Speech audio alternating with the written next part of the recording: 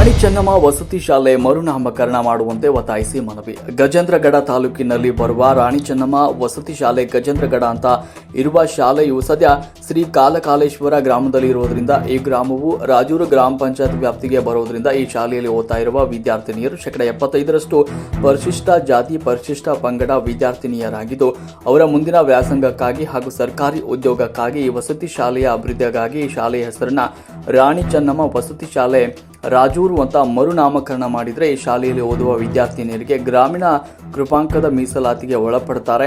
ಅದಕ್ಕಾಗಿ ಶಾಲೆ ಹೆಸರನ್ನ ಬದಲಾವಣೆ ಮಾಡಬೇಕು ಅಂತ ಒತ್ತಾಯಿಸಿ ಗದಗ ಜಿಲ್ಲಾ ದಲಿತ ಪ್ರಗತಿಪರ ಚಿಂತಕರ ವೇದಿಕೆ ವತಿಯಿಂದ ಸಮಾಜ ಕಲ್ಯಾಣ ಇಲಾಖೆ ಉಪನಿರ್ದೇಶಕ ಮಹೇಶ ಪೋತದಾರ್ ಅವರಿಗೆ ಮನವಿ ಸಲ್ಲಿಸಲಾಯಿತು. ಈ ಸಂದರ್ಭದಲ್ಲಿ ತಾಲೂಕು ಅಧ್ಯಕ್ಷ ಶರಣಪ್ಪ ದೊಡ್ಡಮನಿ, ಹೇಮಂತ ಕಡಿಯವರ್, ವಾಸುದೇವ ಹಿಂದಿನಮನಿ, ಕಿರಣ್ ಮಾದರ್, ಮರಿಯಪ್ಪ ಹಡಗಲಿ, ದುರ್ಗಪ್ಪ ಉಳ್ಳಾಗಡ್ಡಿ, ರುದ್ರಪ್ಪ ಬಾಸಲಾಪುರ್ ಸೇರಿದಂತೆ ಇತರರು ಈ ಸಂದರ್ಭದಲ್ಲಿ ಪಾಲ್ಗೊಂಡಿದ್ದರು. ವರದಿ ಲಿಂಗರಾಜ್ ತಳಿಹಾಳ್.